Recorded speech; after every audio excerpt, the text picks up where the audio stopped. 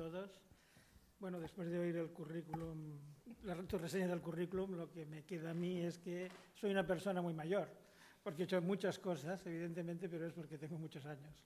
Gracias. Vamos, como todos sabéis, un poco apretados de tiempo. He preparado una visión que a mí me parecía interesante de entrada para todas estas sesiones posteriores que vais a tener, donde podría situar también en mi especialidad, por un lado macro y por otro lado estructural, para situar bien el tema, el futuro del servicio público. La exposición está diseñada para un PowerPoint, va a quedar con vosotros. Además vais a tener, diríamos, el registro de imagen, con lo cual creo que voy a intentar acortar lo máximo que sea posible mi exposición. Creo que lo más importante quizá puede ser después aclarar o comentar algunos de los temas que os he propuesto para el debate e intentaré recuperar el tiempo, diríamos, para que las sesiones de la mañana y de la tarde pues, se puedan normalizar, ¿no?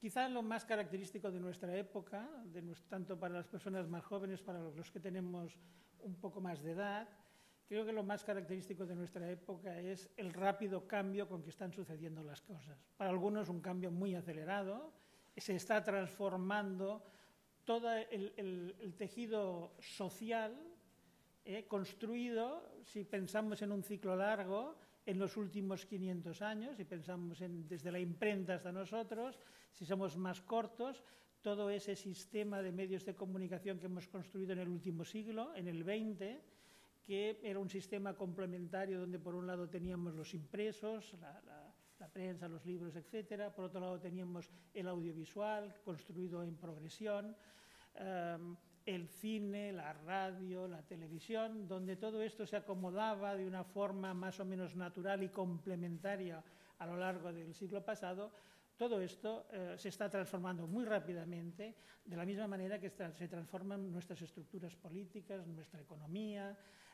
La tecnología nos abre campos que vosotros conocéis bien, porque os ha tocado vivir plenamente la revolución digital y, de alguna manera, diríamos, el pasado nuestro se bascula, cambia y, por tanto, muchas veces es pertinente plantearse, ¿podemos todavía defender unas instituciones, son todavía útiles unas instituciones de servicio públicas que arrastramos desde hace más de 100 años o planteadas en sociedades de finales del siglo de 1800, del siglo XIX y a principios del siglo XX? Porque, de hecho, el tema del servicio público, como han dicho las personas que me han precedido, el servicio público en sanidad, o lo que hemos visto en el vídeo anterior, en la sanidad, en la educación, etcétera. El servicio público todavía tiene, diríamos, un valor importante en nuestras sociedades. Necesitamos defenderlo. En esta época de rápido cambio en la comunicación, donde en las sociedades abiertas tenemos unos flujos de comunicación abundantes, constantes y también variados, todavía necesitamos mantener una institución costosa como es el servicio público. Este es un debate planteado prácticamente en todas las sociedades desarrolladas, preferentemente en Europa y en América, y vaya por delante que mi posición es positiva hacia el mantenimiento de estos servicios, aunque yo pueda plantear, diríamos, esta posición, diríamos, crítica a veces y radical, como por ejemplo, se ha planteado aquí en Valencia y en otros lugares de España y en otros lugares de América y de otras sociedades, de suprimir los servicios públicos en comunicación. Por tanto, me había parecido interesante situar un poco de dónde venimos, ¿no?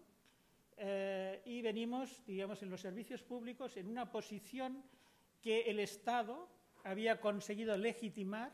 Estamos hablando de finales del 800 y a principios del 900, donde lo público y lo universal, que llegara a todos los ciudadanos de una nación, que entonces era el referente, la nación como referente, que no se quedara nadie fuera del desarrollo nacional, que la innovación tecnológica llegara a todo el mundo. Eso es el correo, eso es el telégrafo y eso es la radio y la televisión en un principio. Esto es un elemento de cambio cultural, de intercambio, etcétera, que nadie se quede fuera. Y, como os he colocado aquí en las líneas de esta pantalla, está en casi todas las actuaciones del Estado en tecnología de redes. Siempre el Estado mantuvo la prioridad y la subordinación de los otros actores sociales. Por lo tanto, supo defender y supo consensuar dentro de la sociedad un Estado siempre sería de partido, pero no partidista en este sentido, unos objetivos nacionales y que por encima de los intereses comerciales, ampliamente defendidos en las sociedades democráticas, la libertad de empresa, algunos aspectos eran esenciales para la cohesión social y para el bienestar común. Este es el liderazgo del Estado, de donde arranca toda nuestra problemática y que hoy en algunas actuaciones de parte de estos Estados, por ejemplo, si lo centrábamos en el debate que aquí nos ocupa, que es la Comunidad Valenciana, se ha perdido, porque hay sectores que no son solidarios con estos proyectos colectivos. Y este también es el contexto, diríamos, de la experiencia más vital, que es la constitución de la Corporación Británica de Radioemisiones. La BBC nace en este contexto, siguiendo la pauta de correos, de telégrafos, y la televisión como innovación tecnológica es anterior a la radio y al cine. Lo que la calidad de la señal que se pudo emitir no llegó a ser nunca de calidad suficiente y se retrasó por diversos motivos hasta después de la Segunda Guerra Mundial. Pero en el principio, en el debate tecnológico sobre las posibilidades de la transmisión de la imagen a la distancia, estaba situada antes de la radio y por algunas razones estos otros medios pasaron por delante, que no viene aquí el cuento, y el servicio público de televisión hoy de la Corporación Británica, de la BBC, es todavía un referente 90 años después. Y en una sociedad, un referente consolidado, en una sociedad como la británica, que es de las más agresivas en el mercado, las más abiertas mercantilmente y las más liberales. Tenemos toda la experiencia, que todos ustedes deben conocer, del liberalismo radical de algunos de los presidentes de gobierno ingleses, tanto Thatcher en particular y sus otros seguidores. En el país del liberalismo, el servicio público no solamente está protegido, sino que forma parte del patrimonio común de la sociedad. Por tanto, no son incompatibles el mercado, el desarrollo de la actividad individual y con los valores esenciales en la comunicación. Este sería, diríamos, el punto de partida que me gustaría recalcar. En el debate, que es muy amplio y que tiene muchos flecos, el país que organizó el primer sistema público todavía hoy lo mantiene y lo paga. Y una cosa importante, cada X tiempo, cada 5 años, cada 10 años, revisa el estatuto. Solo para asentar este punto de vista, el primer director de la corporación, que es John Reid, en los años 20-24, forma un programa mínimo de lo que tiene que ser el mandato de la televisión. Todos lo recordaréis: educar, informar, entretener, pero a veces se olvidan las dos partes más significativas o tan significativas como es con independencia del sistema político y del gobierno y con autonomía frente al comercio. Esto forma parte de lo que se suele llamar siempre en el servicio público de un mandato preciso, una misión específica que hay que cumplir y que hay que verificar y hay que rendir cuentas. Eso también es importante, porque cuando nosotros luego pasaremos, por ejemplo, a ver los problemas que hay en la televisión en España, esto no se ha hecho, diríamos, según el canon que debe tener un servicio público. La calidad del servicio público se basa en la libertad y en la autoridad que emana del trabajo profesional de los ejecutivos de la radio y de la televisión y de sus profesionales. Estos han hecho, a lo largo de estos 90 años, un corpus de experiencia positiva todavía hoy de excelencia. Por tanto, este es el patrimonio de la televisión pública, haber construido a lo largo de 90 años una experiencia, porque Tenemos periodismo, por ejemplo, tenemos periodismo, en esta época teníamos periodismo de partido, teníamos periodismo partidista, teníamos periodismo sensacionalista, etcétera. Pero no teníamos un periodismo independiente y que correlacionara todas las visiones de la sociedad, algo de lo que nos hablaba hace un momento el rector. Sí, el comercio ofrece a la sociedad una serie de productos, una serie de informaciones, una serie de productos culturales, de audiovisual cultural, pero el tema es ofrecerlo esto con una cierta imparcialidad. Bueno, para hacer esto, evidentemente, el tema central es no solamente las instituciones y su independencia, sino la suficiencia de los dineros para llevarlo a cabo. Y el rendimiento de estas cuentas. Aquel que revise, por ejemplo, las cartas de la reina, bueno, la cédula de la reina para que se pueda hacer la televisión, verá siempre que una de las cosas que subrayan y gastar el dinero con propiedad. A mí siempre me ha chocado cuando llego a esa línea. Gastar el dinero con propiedad, con atención. Que no se vaya un dinero nunca malgastado. Es decir, bueno, todo esto, como les decía, ha creado una tradición, creo que importante y relevante, de que cualquier profesional de los medios es deudor. Es decir, es quizá no muy destacable, pero hoy en día ver mucha televisión, por ejemplo, comercial, y encontrar calidad y variedad de programas resulta escaso. Ver información, como nos hablaba antes el rector, que no sea excesivamente parcial, que no sea sesgado. En esta comunidad lo han tenido con la información pública que se ha ofrecido, por tanto no hace falta insistir. Que la diversidad de la comunidad, que antes era la comunidad nacional en un principio, pero ahora son las comunidades, podríamos llamar autonómicas, locales, etcétera, que esta comunidad se vea expresada, como se hablaba antes, a través de actuaciones, actos, actividades, por ejemplo, internas de una comunidad o de unas comarcas, y que esto quede reflejado y que no pase desapercibido y solo veamos como noticia la gran maratón de Nueva York o de San Francisco, las grandes maratones, y que toda la otra actividad deportiva pase desapercibida. Bueno, esto es parte del objetivo y de la misión del servicio público, ¿no? Que se tenga una particular atención a fases particulares del desarrollo de las personas dentro de la sociedad, como es la infancia y la juventud, a la diversidad de género, que son temas que se han ido incorporando, a la diversidad de razas en sociedades multiculturales. Nosotros el tema del multiculturalismo no lo hemos tenido sino a finales del siglo pasado y en la actualidad, pero otras sociedades como la inglesa, las que mantuvieron el imperio hasta muy tarde, han tenido problemas, diríamos, de unas comunidades plurales que había que ponerlas diríamos, en escena, hablar de ellas, etcétera. Y sobre todo, como hemos dicho anteriormente, un criterio que nosotros no conocemos, que conocemos poco, la independencia. La independencia tanto de los políticos, que creo que es uno de los grandes problemas, como después mantendré en mi exposición final, y de los intereses comerciales. Es verdad que hablar de este servicio público, ¿cuándo? Por tanto, el servicio público no es el mismo en una primera etapa dorada, la que se llama los años dorados del servicio público, que corresponde a ese primer funcionamiento de la televisión después de la Segunda Guerra Mundial, las décadas de los 40, de los 50, de los 60 y de los 70. Ahí la televisión, el servicio público, tuvo la misión de crear comunidad nacional. O sea, los estados modernos nacen sobre todo con la forma que tienen hoy en día en Italia, en Francia, en España, en Inglaterra, en todas partes. La comunidad nacional la hizo la televisión. Creó la cultura nacional, creó el teatro nacional, creó las artes nacionales, creó el entretenimiento nacional, creó el deporte nacional, porque antes era otra cosa diferente. La televisión unió a las comunidades y esto se encomendó al servicio público.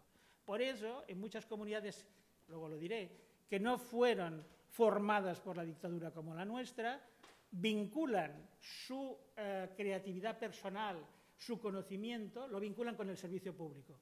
Ahí escucharon los primeros conciertos, ahí aparecieron los primeros actores, ahí vieron las primeras series, lo vieron todo ahí. Lo vieron todo ahí con una calidad y con una diversidad que venía de un mandato público, de la reina en este caso, porque es el sistema anglosajón. Eso constituye, por tanto, siempre el orgullo de los profesionales de la televisión pública. Esas décadas doradas que a veces se llaman, pero son unas décadas que pasaron. generaron el Estado moderno, generaron las formas modernas de hacer televisión pública y la transición que se introdujo en los años 80 y 90, en parte presionada por la nueva tecnología que rompía en los límites del espectro, por la potencia de la industria norteamericana comercial que introducía espectáculo, variedad, comercialidad, etcétera.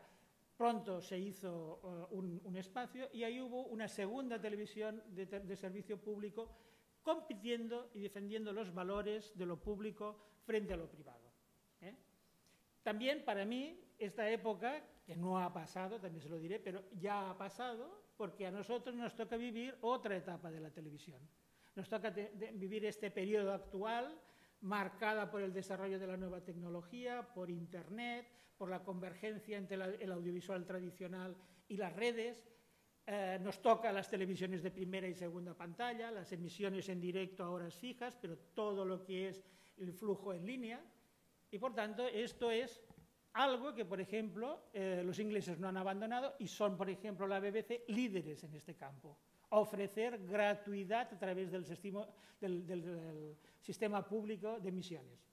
Que uno vaya, como también tenemos en Televisión Española, podamos ir y encontrar materiales, ellos los pueden bajar, los pueden a lo mejor utilizar, pero después se pierden, otras cosas se ven en streaming. Por tanto, no ha perdido ese contacto tradicional que tenía en sociedades compuestas de otra manera, a la distancia anteriormente, sino hoy en día en línea.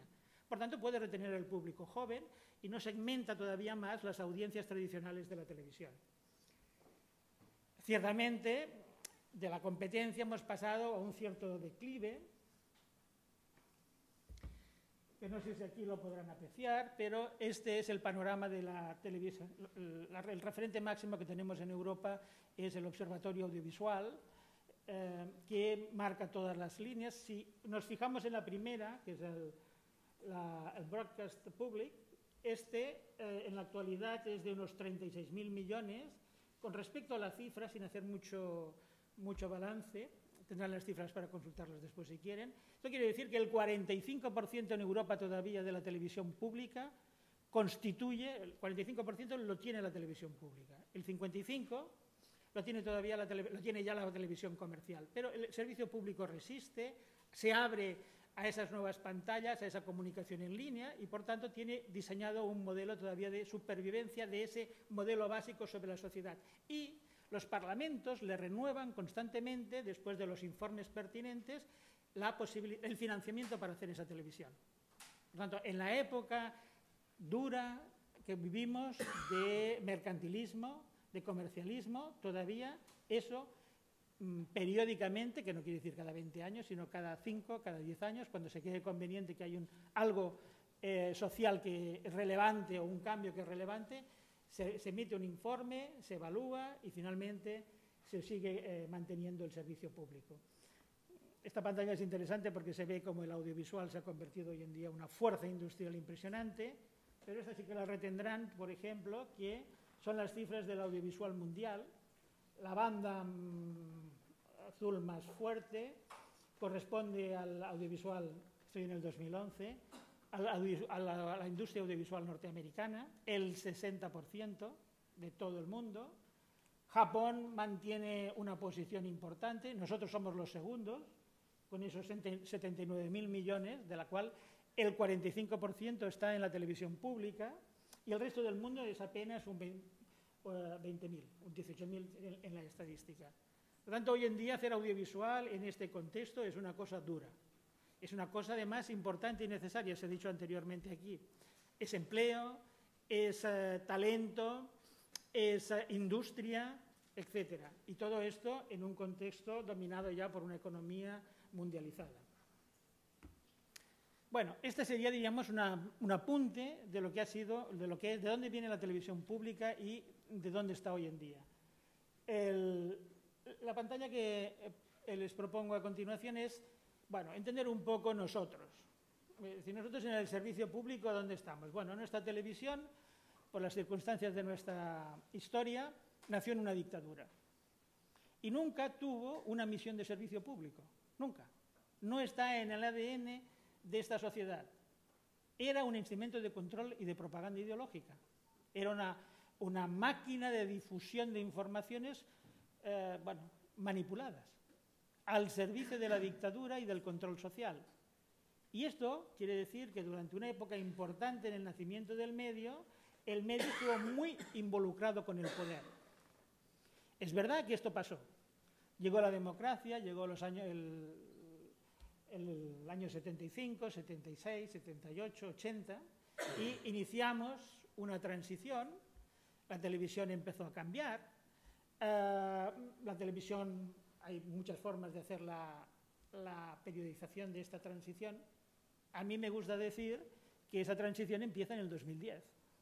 Tenemos la primera ley general, separamos más a un nivel, diríamos, suficiente el gobierno de los partidos de gobierno no siempre por eso, de la televisión, y vislumbramos una cierta independencia a partir de la cual emparentar con el diseño tradicional europeo, con ese que hemos puesto como modelo de Inglaterra, pero que lo tienen todos los servicios nórdicos, todos los países nórdicos, que lo tiene Alemania, que lo tiene Austria, que lo tiene Suiza, que lo han tenido Francia e Italia, y que hoy en día está un poco diluido. Por tanto, durante este tiempo de la transición, uno de los rasgos ha sido que la televisión nuestra se ha hecho de un sistema nacional único pues a un sistema nacional autonómico compartido con las autonomías, con las televisiones locales, con la televisión comercial. Se ha hecho mucho más compleja la gestión del audiovisual, pero yo destacaría dos rasgos. Esto se hizo con una gestión económica deficiente por deficitaria. En un momento se tuvo que liquidar la deuda de Televisión Española, que era de 1 billón, de 1.000 millones de pesetas. O sea, se debía, para que funcionara el sistema, se debía todo eso. Estaba autorizado, era legal, ese no era el problema, pero no era eficiente. No se adecuaban los gastos a las misiones ni a la eficacia, a la eficiencia y la eficacia. Y después, que siempre se hizo, en este periodo, con dependencia del sistema político. Tema que hoy en día encontramos en la televisión valenciana. Por ponerles un ejemplo, ni en Inglaterra, ni en la Unión Europea, en el Tribunal de Luxemburgo, ni en Alemania, hoy en día un gobierno podría tirar atrás una televisión pública. No es su competencia. No es su competencia. Por tanto, esta es una línea de trabajo que están trabajando, pero seguramente en Alemania lo prohibirían. Dirían, no es constitucional que un bien público pueda ser retirado del sistema social por la voluntad de un partido político, por mucha mayoría que tenga.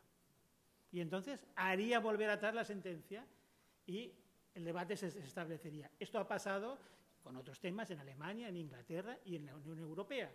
¿Es legal o no legal que las telecomunicaciones paguen una tasa para la televisión pública? Bueno, es legal, ya lo han dicho. ¿Es legal que las otras corporaciones de medios paguen una tasa porque la publicidad ya no está en el servicio público? Es legal. ¿Es legal que por el servicio público el gobierno transfiera dinero a las televisiones públicas? Es legal. Por tanto, es constitucional ayudar a un proyecto de comunicación de interés general. Bueno, esto es nuestro pasado y que es muy cercano. Podemos hacer interpretaciones si queremos en el 90, si partimos de los gobiernos socialistas, de los gobiernos populares, de si la ley del 2006, que es la 2010. Pero realmente, para situarlo en el marco de nuestros problemas, hoy en día traemos el tema del servicio público en una sociedad muy transformada y donde los públicos son muy diferentes como eran en el periodo clásico o en el periodo de la competencia público-privado o público-comercial. Hoy en día lo que prima es que la televisión fluye por todas partes, estamos en una sociedad de contenidos interactivos y que, por lo tanto, uno de los temas más importantes para la televisión pública del futuro es cómo entroncar toda esta nueva realidad, diríamos, en el nuevo modelo que, bajo mi punto de vista, deberíamos desarrollar y que he oído también aquí en la pantalla esta mañana exponer.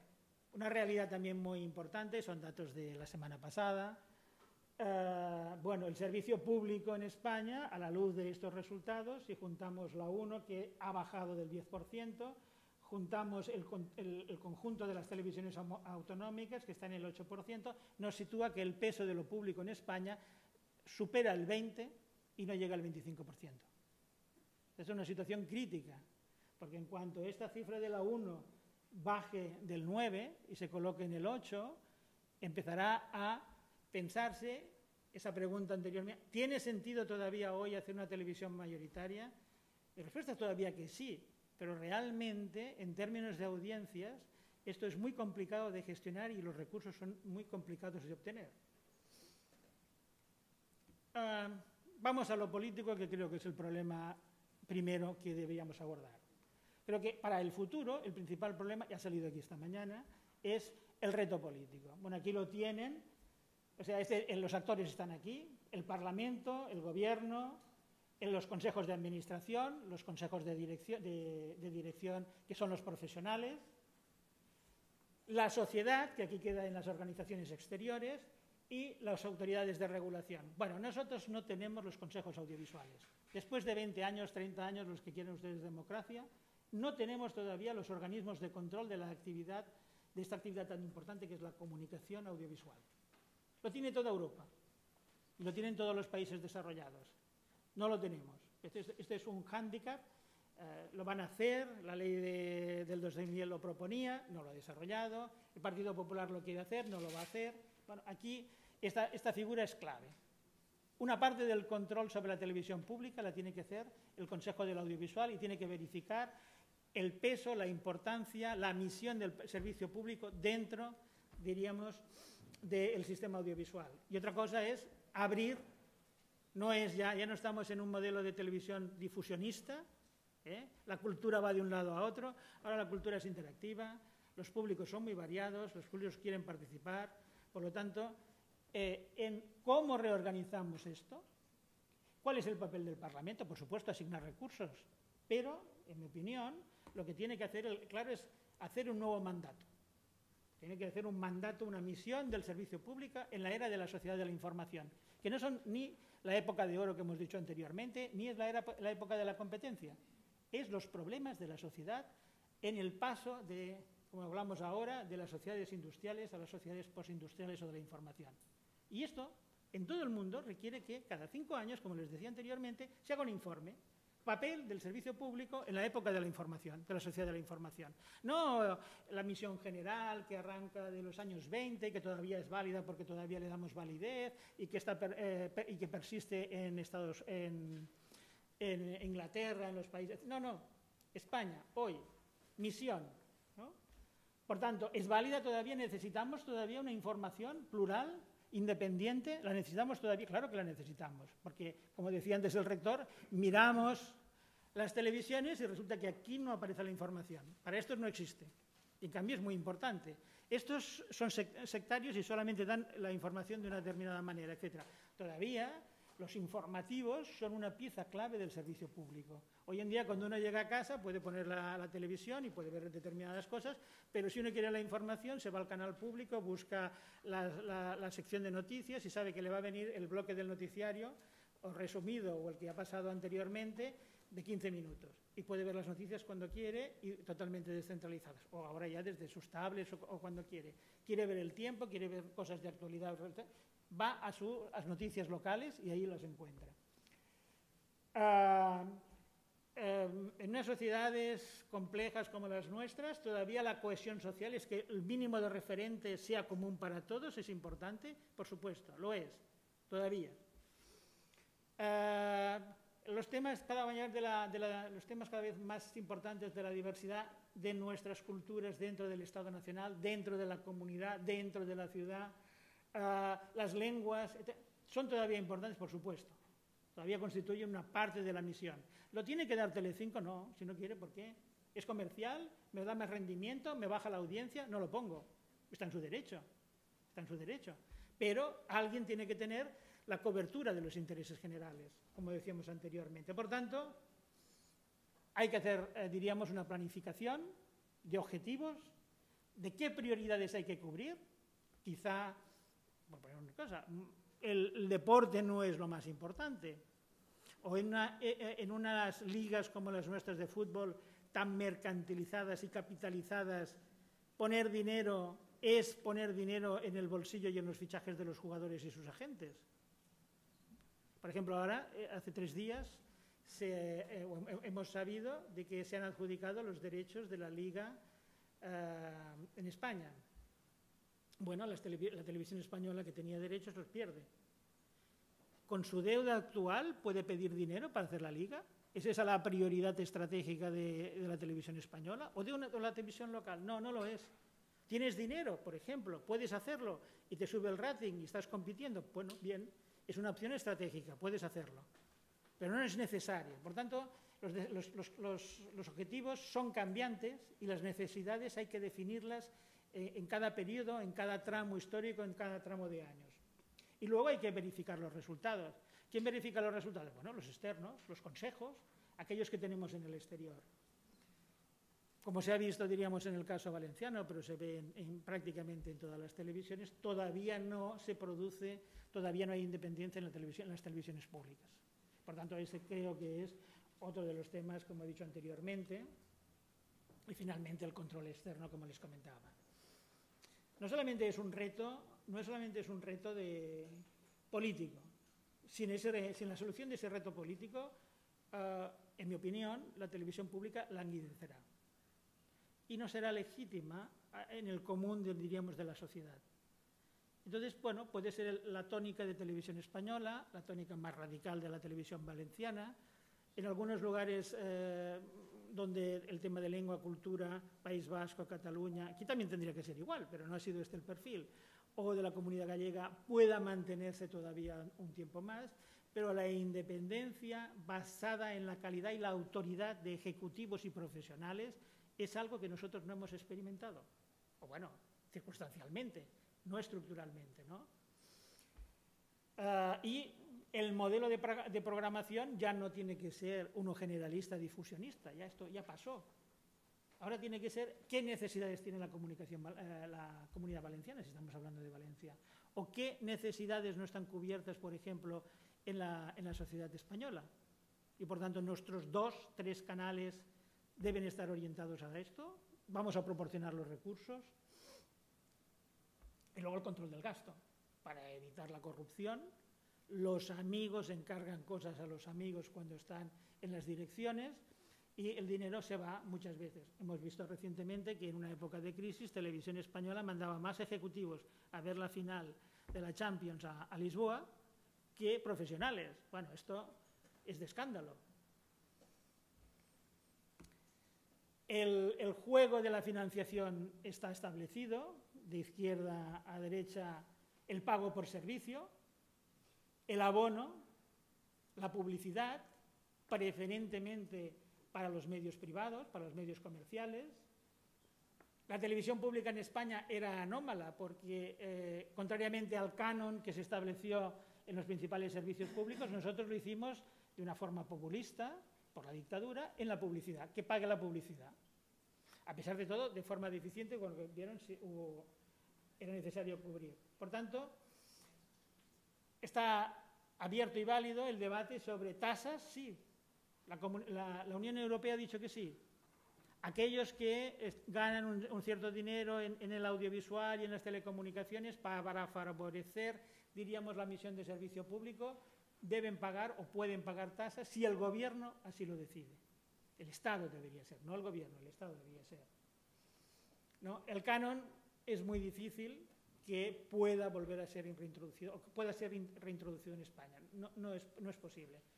Dada la oferta, hacer pagar ahora por el servicio público voluntariamente podría ser un fracaso colectivo. Yo creo que también es un reto profesional y tecnológico. Yo veo que lo político es lo más importante. Lo económico es tema de enjundia. Hacer una televisión en un contexto altamente industrializado, donde, bueno, una cosa son las cosas que tú produces, pero hay las que tienes que comprar fuera, los derechos, los costos, qué es del servicio público y qué es de la televisión comercial. Es complicado, pero bueno, es un tema a resolver. Creo que fundamentalmente el reto más importante desde un punto de vista profesional y tecnológico es aceptar el reto que supone la sociedad de la información. Es decir, volver a conectar con los públicos. Por ejemplo, Televisión Española se está dirigiendo ahora a un público muy adulto con un tema que no le interesa, sino a un segmento muchas veces de personas de edad, que están en las casas por las tardes o por las mañanas, y toda la gente joven. Toda la gente que quiere estar conectada, que es activa y tal. Bueno, este público o lo recupera o el servicio público languidece, porque es el futuro de la nación y no está contemplado, diríamos, en su misión general y en sus programaciones. Por tanto, este público es interactivo, va con la segunda pantalla, quiere bajarse lo que desea, lo quiere gratis. El servicio público ya está pagado, lo pagamos entre todos. ¿Cómo lo ofrecemos gratis? La BBC lo ofrece gratis. Si yo lo quiero desde España no me lo da gratis, pero si yo soy inglés y lo abro desde Inglaterra me lo dan en streaming gratis. Lo puedo bajar. Bajar para siempre con derechos de autores complicados o bajar solamente para una o dos veces. O para bajar por un tiempo limitado. O bajar para aspectos educativos, que es también otro referente, la comunidad educativa, donde el servicio público tiene cosas que ofrecer. Como les he dicho anteriormente, en mi opinión, el programa de los valores establecidos profesionales por la tradición y por la experiencia de la televisión pública europea se mantiene. O sea, hoy en día calidad, imparcialidad, diversidad, creatividad, información, protección social de la diversidad, todo eso todavía tiene una validez. Y hay que pagarlo. No lo da gratis el sistema comercial. Ese es un tema importante. No lo ofrece gratis. Que da creatividad, sí la da. Que da diversidad, sí la da. Siempre. O cuando hay una cosa de éxito, todas las cadenas programan lo mismo y por lo tanto no hay diversidad. Y finalmente, como les comentaba, que creo que es realmente uno de los retos más importantes, los contenidos son hoy en día interactivos, lo serán más, la convergencia nos lleva hacia eso, por tanto el servicio público, sobre todo para el nuestro, que ha perdido las épocas doradas de la televisión, por lo menos podría, si tuviera un plan estratégico, si tuviera recursos, podría recuperarlos aquí y conectar con las nuevas audiencias, cosa que nunca ha perdido la televisión pública internacional, nunca ha perdido las nuevas audiencias, el cambio de los públicos. Por tanto, en mis conclusiones yo diría que podemos establecer muchos elementos de crítica al sistema público, desde diferentes enfoques, ¿no? Pero todavía hoy el servicio público tiene una misión con la sociedad. Esa misión que viene de atrás, con la información, que no la encontramos muchas veces en la televisión comercial, con los contenidos, con la calidad, con las opiniones individuales y con la opinión pública nacional, con la educación, tema muy importante para las sociedades posteriores, y con el sector cultural, con la industria, etcétera, con las artes, etcétera, con el desarrollo nacional de la cultura. Y, como les digo, lo veo como propuesta estratégica en un servicio abierto a la sociedad interactivo, gratuito, porque es la palabra, gratuito, que la gente entre, encuentre, opine, busque. Y no está en nuestros servicios públicos, porque están controlados, están dirigidos, y por eso pierden el favor de los públicos. Y a manera de conclusión, resumiendo un poquito lo que les he comentado, yo creo en la vigencia del servicio público, en la excelencia de lo que ha conseguido y en su proyección. El programa de los valores es válido en nuestras sociedades y necesario. El reto tecnológico, el cambio tecnológico, lo veo como una oportunidad. Eso requiere introducir toda la nueva tecnología, las redacciones polivalentes, el multimedia, etcétera, pero es una oportunidad excelente, que no la deberían perder nuestros servicios públicos nacionales, autonómicos, locales, etcétera. Y diríamos, nosotros partimos de una situación precaria o deficiente en independencia y en recursos. Esto, que los he puesto al principio, esto son claves. Es verdad que tenemos que hacer estrategias, tenemos que hacer balance, cierto. Esto ya lo tienen que hacer los de oficio, los consejos, que son los encargados, no los parlamentos que controlen unos a los otros, no. los técnicos, los que saben, los que correlacionan, los que tienen que hacer este trabajo. Los unos tienen que evaluar, que son los parlamentarios, y pagar. Y el gobierno, pues si quiere entrar, entra, si no quiere entrar, no entra, porque no es necesariamente su preocupación. Yo retengo de la televisión británica, ustedes han visto siempre retazos de la televisión pública, norteamericana, inglesa, suiza, etcétera, y muchas veces encuentran piezas excelentes.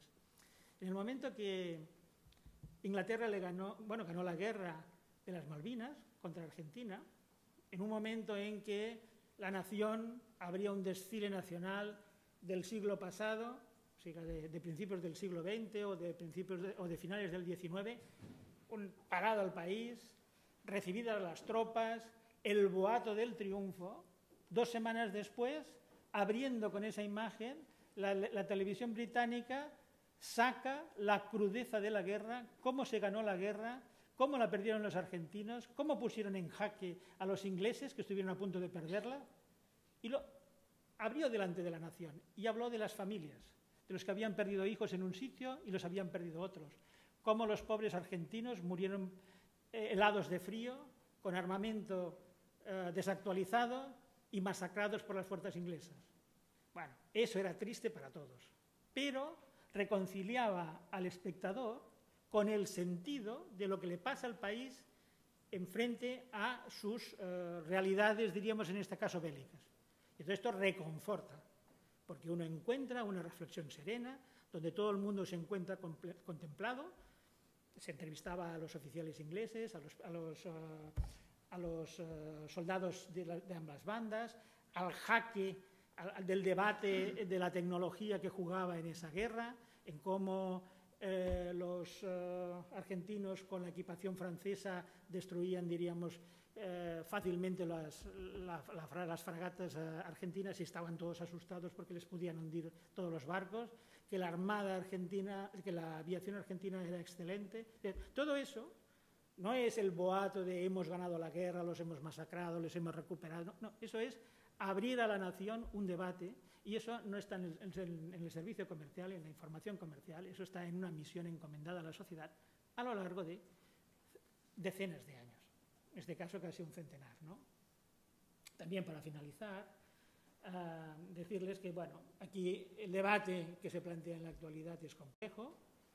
En mi opinión, el político es el más importante, que hay que delimitar. Después está la asignación de los recursos y después hay toda, diríamos, o sea, el hecho de que podamos conectar con unos servicios públicos desde cualquier lugar, lo que hoy permite la tecnología, y vincularnos, diríamos, en el momento que deseamos, a cultura, entretenimiento, etcétera. Digamos, esto no, si lo podéis visualizar, no tiene, diríamos, no tiene un precio. Forma parte de nuestra formación, de nuestro entendimiento, de nuestra cultura, y por tanto es un bien social a proteger, que nos lleva otra vez a los inicios, cuando el Estado procuraba por todos y se legitimaba de esta manera. Muchas gracias.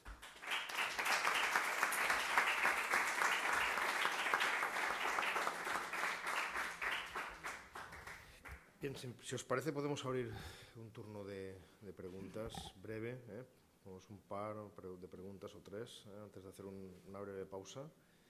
Entonces, ¿alguien quiere intervenir, hacer alguna pregunta o compartir alguna reflexión? ¿Sí?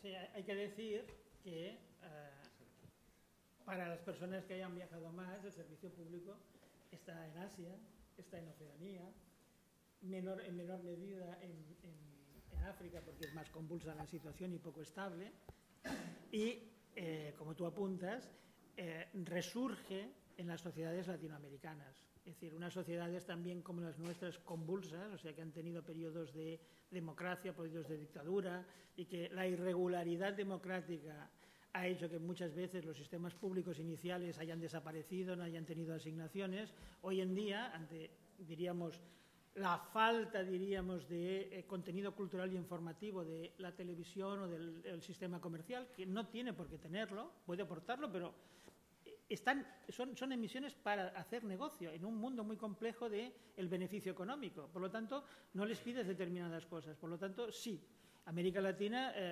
tiene ahora una oleada de gobiernos democráticos y, entre comillas, progresistas, donde el tema de la información y de la industria nacional y el imaginario propio, también muy fomentado por el mundo creativo de las artes y por el mundo del académico, se está conjuntando, diríamos, para replantearse este tipo de temas. Los argentinos, por ejemplo, han hecho una ley de medios, los ecuatorianos quieren hacer una ley de medios, Brasil es un gigante donde las corporaciones comerciales son muy importantes, Globo, por ejemplo, y es más difícil, diríamos, pero tiene una televisión cultura, por ejemplo. Es decir, que sí, el modelo no solamente está establecido en Europa, donde se fundamentó, y sólidamente en algunas instituciones donde la fuerza y la impronta de Inglaterra ha sido importante, sino que también en América Latina renace como una necesidad ante una televisión comercial no siempre de calidad.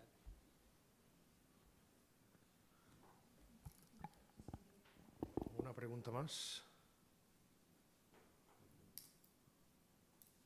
¿No? ¿Más preguntas? Yo sí quería plantear una cuestión, es ¿de qué modo crees que la fuerte expansión del pensamiento ultraliberal tiene mucho que ver con el descrédito de lo público en nuestra sociedad? Porque yo creo que no solamente afecta, obviamente, al mundo de la televisión, ¿no? Bueno, yo siempre pongo el ejemplo de el país, uno de los dos países más beligerantes en el liberalismo, que son los ingleses, no han renunciado al servicio público, es más, lo fomentan y lo introducen en la sociedad de la información. Por tanto, el tema no está ahí. El tema en nuestro país es que los gobiernos de derecha y los otros no quieren que los sistemas públicos sean autónomos. Esta cultura nuestra que viene de la dictadura, yo le doy esto porque todavía la dictadura y los genes de la dictadura están muy incrustados en la sociedad española. Los genes conservadores, en temas de religión, en temas de costumbres. Recordemos el tema del aborto, por ejemplo, que todavía rebrota, ¿no? O sea, cuando parecía que tenía, diríamos, una óptica más abierta, ¿no? Y por tanto, en nuestra cultura nacional hay brotes fuertes, importantes todavía, autoritarios. Y la única forma, diríamos, una de las formas sería un servicio público independiente que abriera fronteras, espacios imaginarios, temáticas, de una forma independiente y plural, que no quiere decir sacar, diríamos, a los conservadores del espectro, pero que no hagan prevalecer sus intereses, que es lo que tú estás diciendo. Que todo sea mercado, esto ya lo hace el mercado. No, el mercado no lo hace, y muchas veces el mercado fracasa estrepitosamente, lo hemos visto en los bancos. No, esto ya lo hace el sistema financiero. Bueno, dejas de hacer el sistema financiero y arruina una cuarta parte de la población. Por tanto, yo lo veo más en esta línea. ¿Hay alguna cuestión más? Bien, pues si os parece vamos ahora a hacer el descanso. Podemos coger 20 minutos, ¿no? Aproximadamente. Si os parece, son las 12, pues a las 12:20 aproximadamente retomamos la sesión. ¿Vale?